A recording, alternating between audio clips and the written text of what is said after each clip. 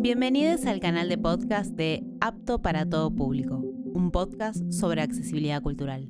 En esta edición, Malena Sánchez Olmos y Jimena Guerrero Trevín entrevistan a Jorge Villordo, psicólogo y gestor de proyectos inclusivos. Bueno, Jorge, queremos hacerte un par de preguntas. Jorge forma parte de la Fundación Discar. Entonces, si te parece, por ahí queríamos saber qué es Discar, a qué se dedica la institución y si tenés ganas de contarnos un poquito cómo surge. Bueno, sí, como bien decías, gracias por la invitación primero y como bien decías o decían, pertenezco y trabajo desde hace ya 16 años en Fundación Discar, dirijo el área de talleres y cursos de la Fundación, que me gusta decir que es el área social, el área eminentemente social dentro de la Fundación.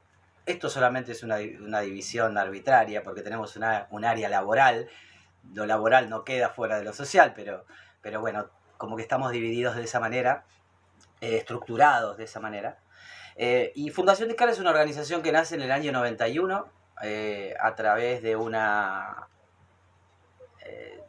de la idea y de la gestión de una persona que es Vicky Llocrón, actriz y bailarina. Esto no es menor dentro de la organización, esto de ser actriz y bailarina, y no es menor tampoco el mito de origen que da inicio a toda esta organización, familia, como le quieran, a muchos tratamos de, o la entendemos de esa manera. Entonces, y ese mito de origen tiene que ver con el encuentro de Vicky en una playa, del hijo de Vicky en una playa con un otro niño, y las dificultades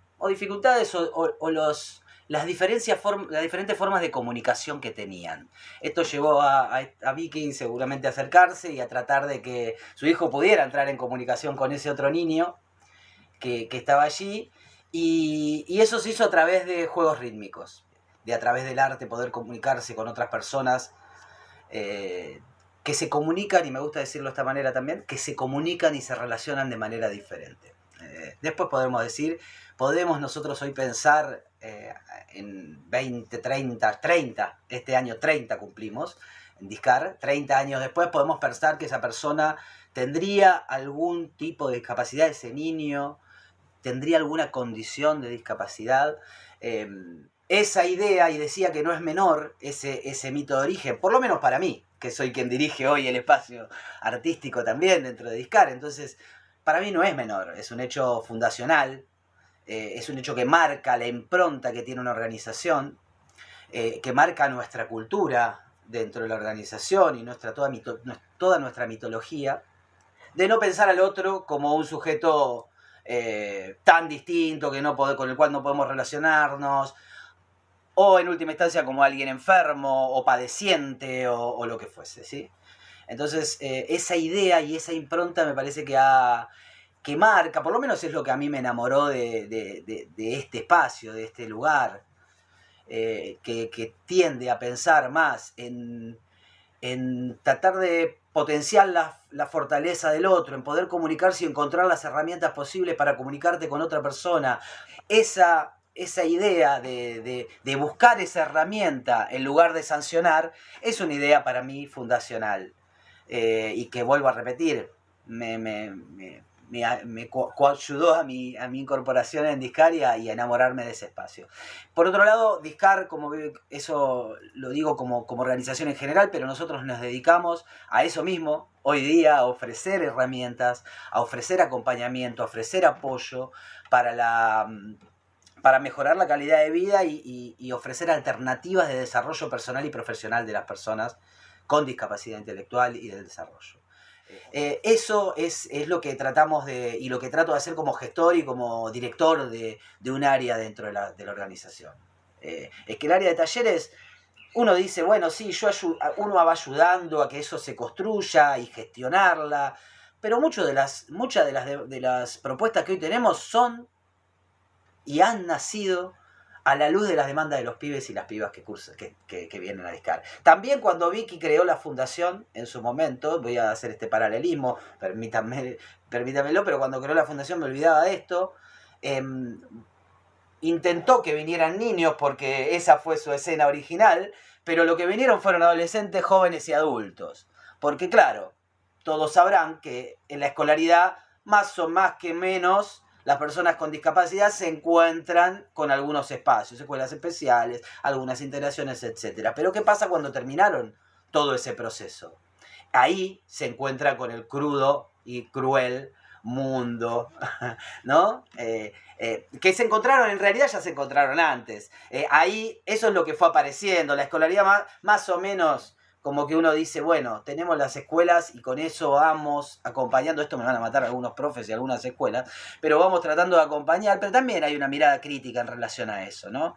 Hay una desventaja estructural que tiene la persona con discapacidad que adviene a un mundo, y eso lo hablaremos quizás en un ratito más. Y vos decías, primero quería recalcar que hubo comunicación entre esos dos niños. Exacto, sí, bien. La bien. hubo. La hubo. Y bien. vos decías que... No sé si dije otra cosa. Pero dije que esto, que a pesar de sí. Que era distinta, que fue diferente. Sí, lo interesante de eso es que no negó esa posibilidad. No dijo, ahí él tiene la dificultad, ¿no? Ahí está la dificultad, no se sabe comunicar. A esto me refiero, esa idea y esa mirada. No, y con esto te iba a preguntar que vos decías que tu opinión o tu pensamiento al día de hoy no es el mismo que cuando entraste. Sí, definitivamente. Bueno, ¿y cómo pensás hoy la discapacidad? ¿Cómo te parás hoy? Yo cuando entré en el año... Después de todo tu recorrido, ¿no? También, sí, claro. Estamos repensándose sí. con el Pensemos tiempo, en el mejor de los casos.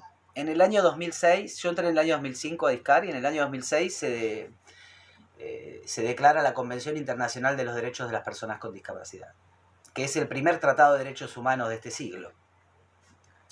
Si uno sigue los tratados de derechos humanos, es el primero de este siglo, sería eso.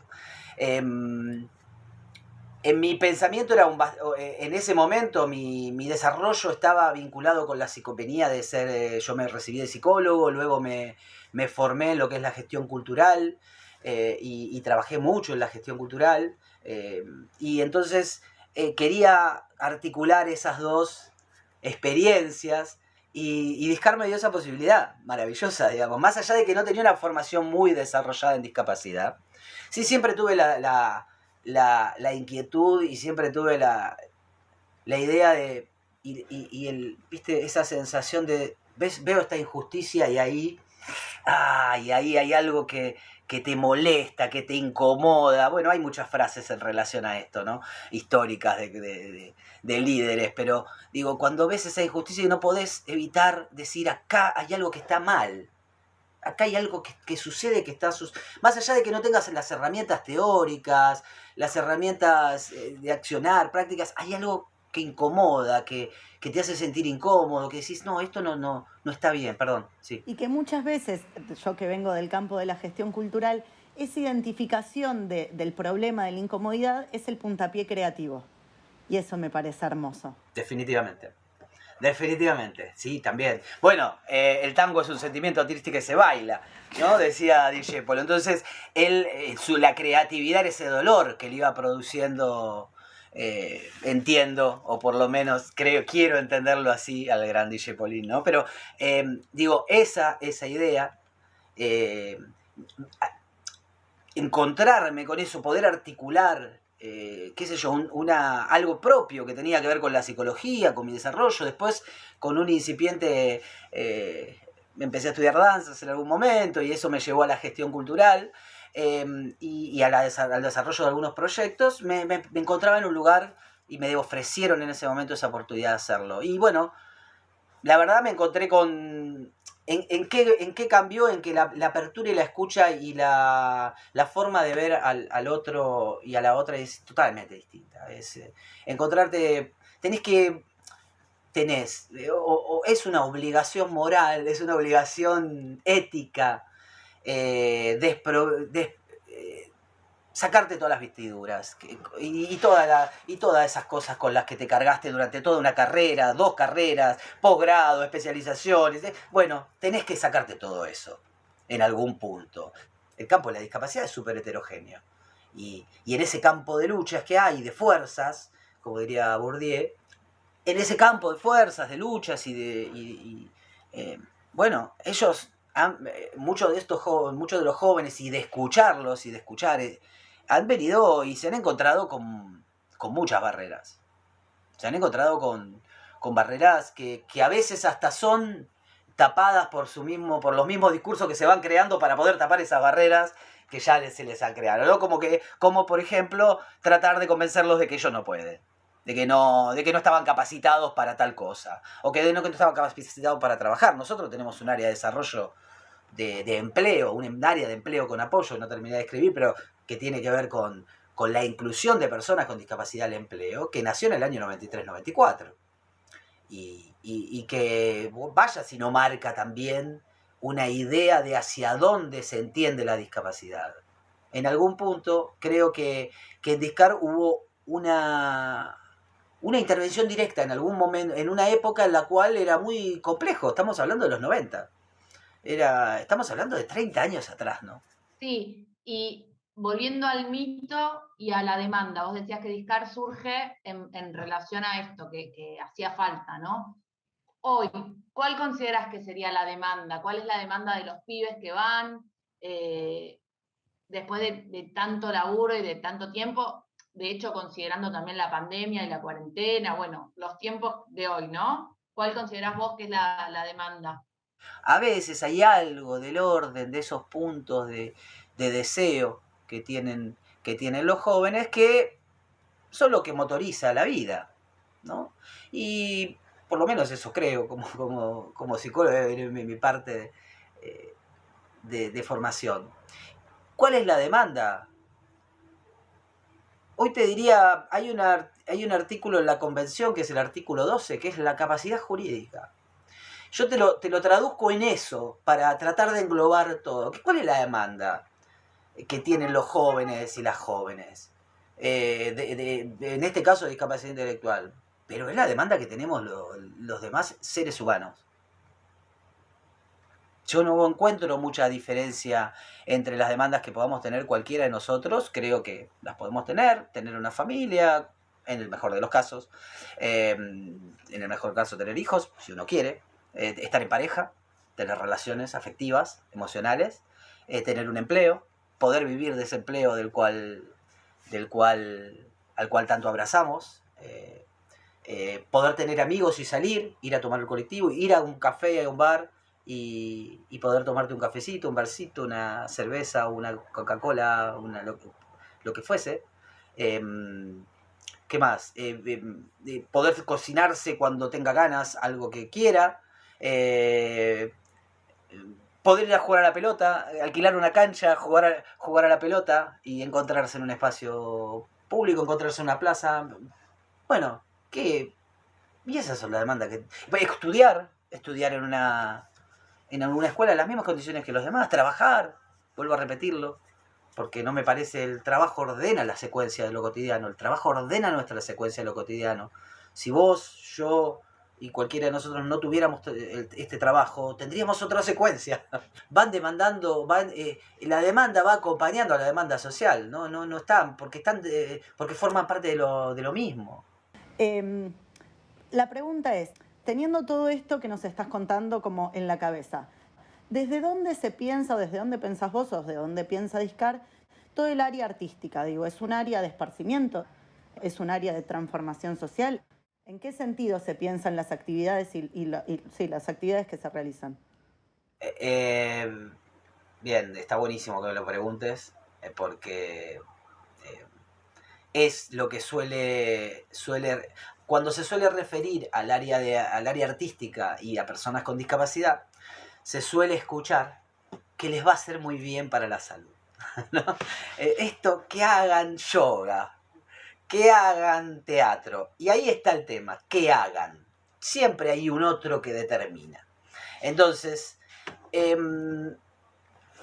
voy a tomar 2 puntos de ahí. Uno, esto que respecto al verbo, que no me parece menor.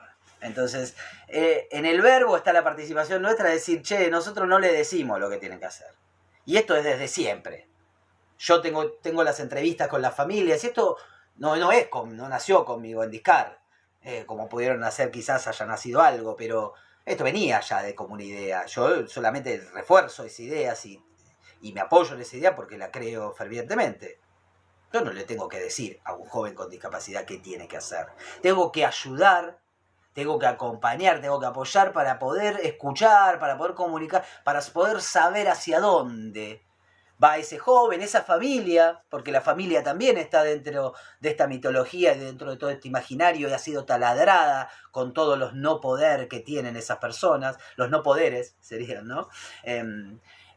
O todas las pocas capacidades, está la idea del capacitismo que tienen esas personas. Entonces, por un lado, eso.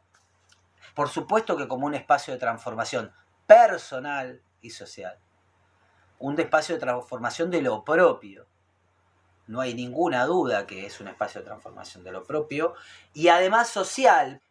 En primero la elección, que un joven elija, que desee utilizar uno de esos espacios que nosotros ofrecemos y poner todas las armas que tengamos a su disposición.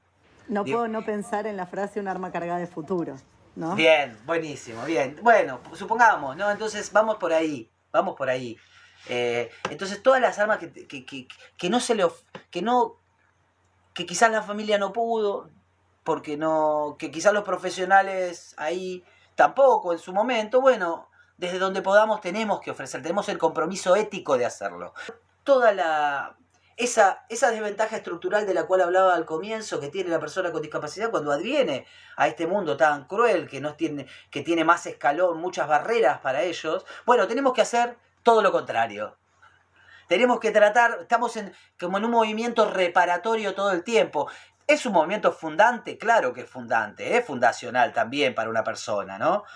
Porque, wow, para un sujeto que no ha tenido trabajo, o que no ha sido considerado históricamente, parece que y en esto quiero decirlo de esta manera, aunque no sea mi área, pero lo puedo decir del área de empleo, que es el área de empleo con apoyo, que tenemos un desarrollo muy importante desde hace muchos años, como del área artística en algunos proyectos que hemos tenido y que les contaré más que tienen que ver con la inclusión más laboral desde lo artístico. Pero es fundacional que alguien que parece que estuviera representando a todos los que no pudieron incluirse ahí, ¿sí? Están todos ahí, en ese hecho. Por eso es tan importante ese hecho para nosotros y nosotras que formamos parte de Discar, el hecho de una inclusión laboral. Algo que me llama la atención es que en el sector de las artes escénicas, al menos que es en el que, digo, mi expertise desde el que yo puedo hablar, no se considera a las personas con discapacidad ni como consumidores ni como productores. Entonces, la pregunta, teniendo esto en cuenta, la pregunta es, ¿cuáles son las herramientas por ahí, no solo de Discar, sino en términos generales que te parecen? Inclusive acá podés nombrar, digo, las experiencias que ustedes tuvieron como Discar, que están buenísimas. ¿Cuáles son las herramientas posibles? Digo, porque tampoco es que vamos a ser o cero accesibles o 100% accesibles, ¿no? Digo, la accesibilidad como norte, la accesibilidad universal como norte, pero bueno, hay un camino por recorrer. ¿Cuáles son esas posibles herramientas? Bien, dijiste la palabra clave, ¿no? Que tenía que ver o nombraste la palabra que tiene que ver con la accesibilidad, que es otra de las... Bueno, cuando hablamos de accesibilidad, lo primero que se ve es la barrera, ¿no? El tren, la barrera... Bueno, uno dice, cuando yo pienso barrera, pienso en eso, ¿no? La barrera que te impide, los cordones. Yo les había dicho, Javier Romaniach, que era quien de los foros de vida independiente, él que tenía una tetraplegia y que portaba silla de ruedas y demás, él decía, yo no tengo el problema por mi condición. Mi problema, no estoy enojado con mi condición y todas esas cuestiones. El problema son que la ciudad está llena de escalones, ¿no? Entonces, los edificios están llenos de escalones. Entonces, ahí está la barrera, ahí está el concepto social de la discapacidad, ¿no? La idea de que hay mucha accesibilidad por hacer, mucha accesibilidad por lograr, por construir, por crear, y mucho es el mundo hacia futuro, digamos. ese es el camino. Ahora, vos decías también, me preguntabas y decías, bueno, no, esto de la accesibilidad universal, cuando uno mira una película y esa película está subtitulada, ya te perdiste parte de la escena. Salvo que sepas inglés, ¿no? Si la escuchás, ya te perdés. Ya el leer, al leer el subtitulado, vos ya estás perdiendo parte de lo que pasó. Eso puede pasar en cualquier otra experiencia. Por eso la accesibilidad universal es un espacio ¿no? Un horizonte a alcanzar. Es como el horizonte a alcanzar, es el camino que tenemos que recorrer. Mira, como herramientas, y con lo que decías, la persona con discapacidad no ha sido conceptualizada, no ha sido pensada en la ciudad, en su circulación en la ciudad. ¿Qué va a ser pensada como espectadora o productora? Digamos, si no está pensada para que suba a la vereda, no está pensado para que camine en la calle, si no está pensado para que entre un kiosco, si no está pensado para que entre en los teatros, para portar una silla, mínimamente una puerta tiene que tener 1 metro de ancho, para que una silla de ruedas pueda, y las puertas, medí la puerta de tu casa, la que tenés ahí atrás ahora, y difícilmente lo tenga. O quizás no. Empiecen a medirlo, pero posiblemente no los tengan. Entonces, no está hecha la ciudad, no estuvo pensada. Es decir, es un colectivo excluido históricamente. De otra manera, antes no estaba asociada a la enfermedad, después se la quiso asociar a la enfermedad, a la discapacidad, bueno, pero es un colectivo excluido. Entonces, está excluida también del espacio artístico. En este caso, bien decís, es necesario que haya procesos que tengan que generen herramientas, y se están generando herramientas, aunque se aplican muy en algunos casos, y porque por distintas razones, algunos casos definitivamente por razones económicas, definitivamente por razones económicas. No vamos a hacer acá y dejar de lado de que hay herramientas que hay que aplicar y que tienen un costo, pero que bueno, son necesarias, y después tenemos que pensar de dónde tendría que venir ese costo para subsanar esa desventaja estructural que necesita una persona. Sí, yo con el tema de costos, que es algo que realmente me interesa, Yeite, de gestión cultural, hay una discusión para mí ahí, porque efectivamente tenés cierto costo, pero si uno piensa, crea el producto de entrada de manera con una visión de accesibilidad, los costos no necesariamente varían tanto. El problema es cuando adaptás las cosas una vez creadas. Exacto. Bien, estoy totalmente de acuerdo. Cambio, totalmente de acuerdo con eso. En principio tendríamos que generar, por ejemplo, escenarios que tengan posibilidades para que suba una persona con silla de ruedas.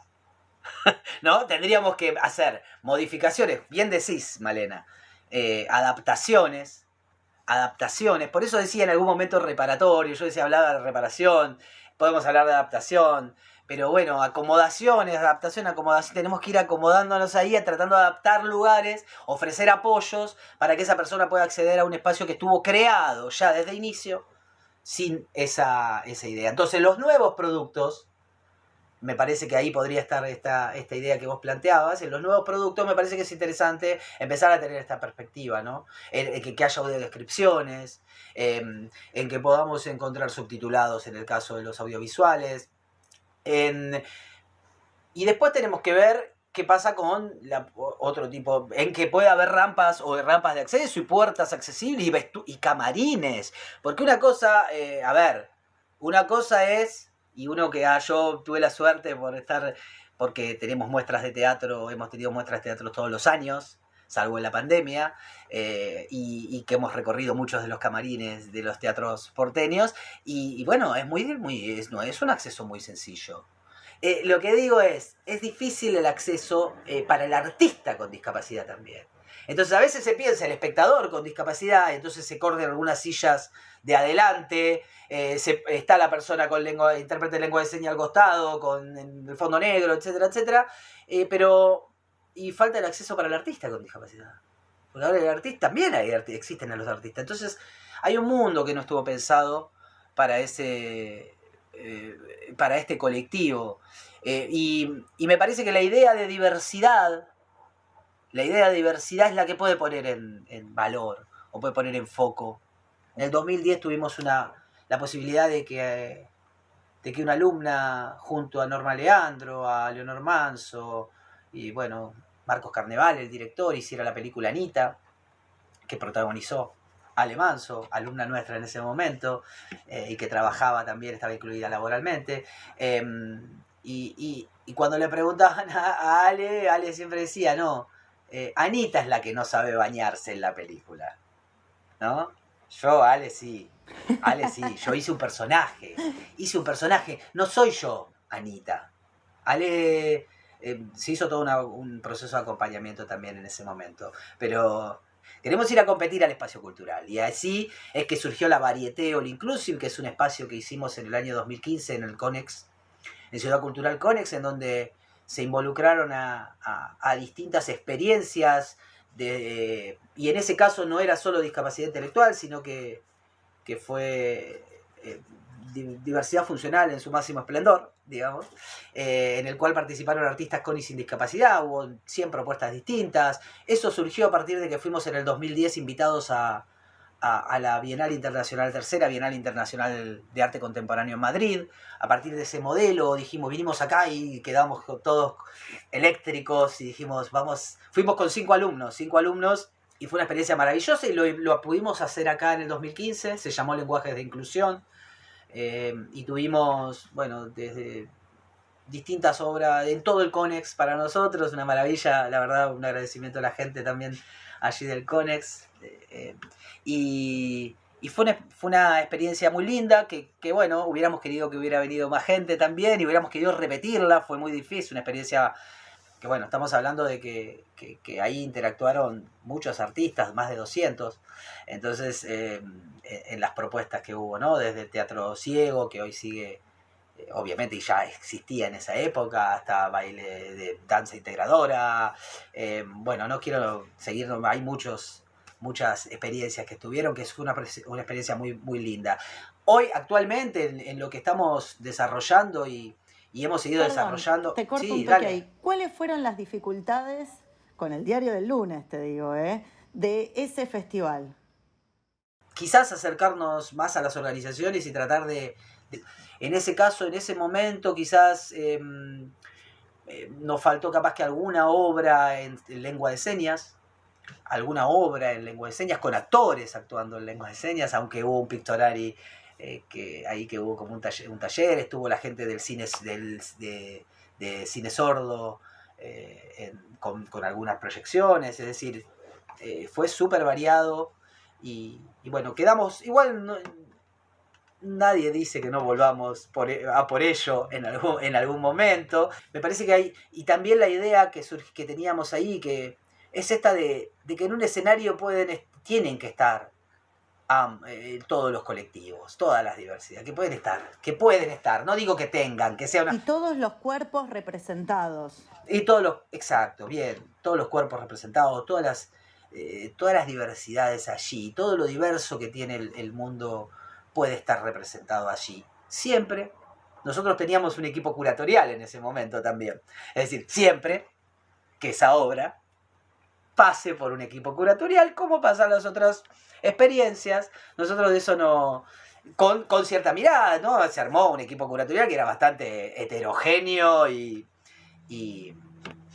que no es que tenían todos la misma vista, con lo cual es interesante que eso pudiéramos encontrarnos con eso, pero en esta perspectiva de tratar de que sean productos que sean puestos, como siempre decimos, ¿no?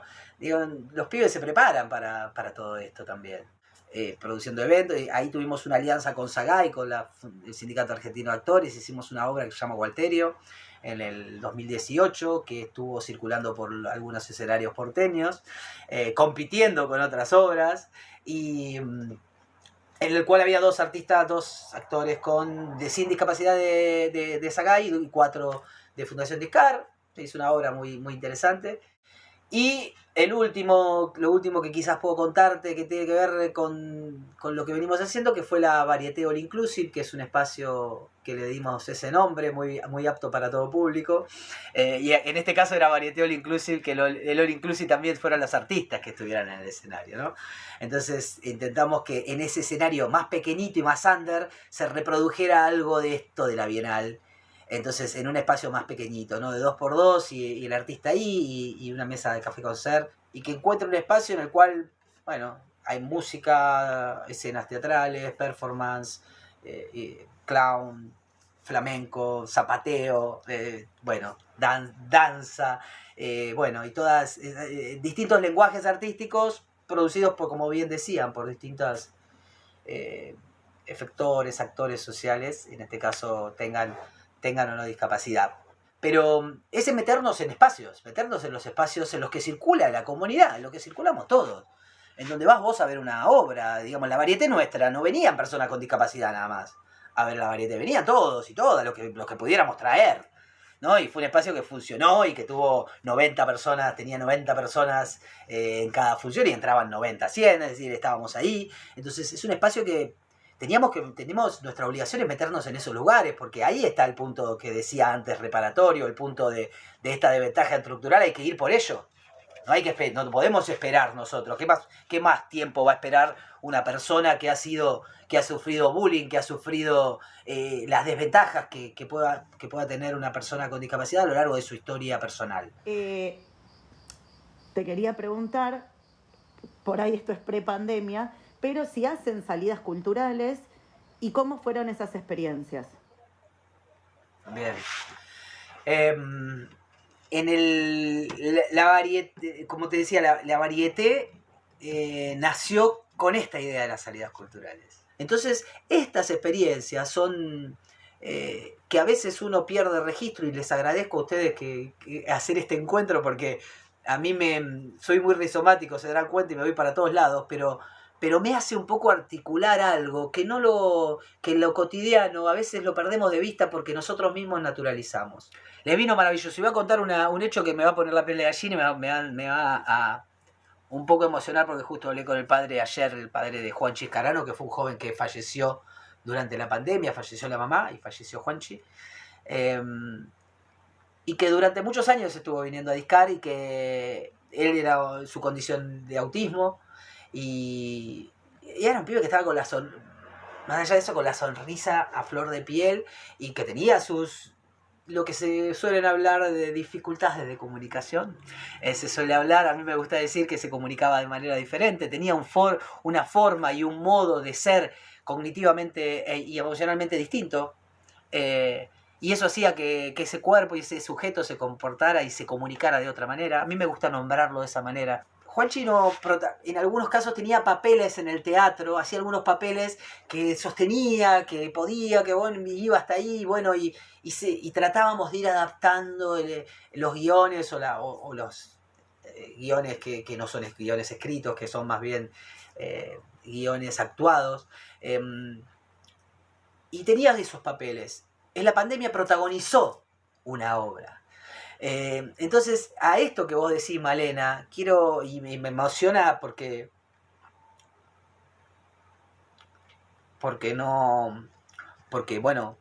le pasó lo que le pasó, pero en la pandemia pudo protagonizar. En la pandemia él tuvo la posibilidad de protagonizar una obra. Y eso para mí, digamos, para mí, y para muchos de nosotros, además de que lo conocíamos a Juanchi, es como representativo, es como un punto. Y era esta cosa fundacional, ¿no? Digo, alguien que en otros espacios quizás no encontraba esa posibilidad, esta posibilidad de estas maquinitas y todas estas cosas, le dio esa posibilidad de encuentro. Esa posibilidad de a mí me parece, me emociona en cuerpo y alma esa situación, pero porque además me parece representativa de un colectivo, de un colectivo que tiene que poder encontrar esa pantalla y esa puesta, tiene que poder encontrar ese momento, estar en el momento y en el lugar adecuado y poder tener los apoyos, y nosotros tenemos que hacer eso. Pero bueno, es esa idea, ¿no? que decías de ir teniendo desafíos a cada momento, porque además estamos en un mundo en el cual las certidumbres se van cayendo, entonces tenés incertidumbre constante, entonces esa incertidumbre constante, bueno. ¿Hay algo que no te hayamos preguntado o que quieras decir?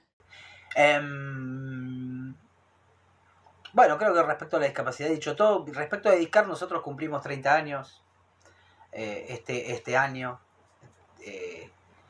Nos agarra en plena pandemia los 30 años de Discar.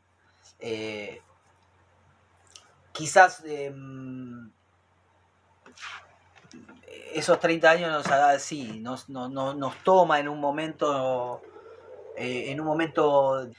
nos tomaron en este encuentro, nos encontraron en este momento con los jóvenes y las familias, en un momento que teníamos un crecimiento muy, muy interesante y en el cual hoy, se modifican las coordenadas, se modifican las formas, se modifican los cotidianos, y eso es mucho trabajo para nosotros. Nada.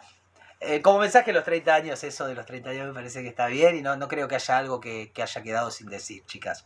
Sí, que es un placer haber compartir y intercambiar con ustedes. Sé que hablé mucho más yo que ustedes. En algún momento quizás haya posibilidad de que ustedes me cuenten mucho más de lo que les he contado yo.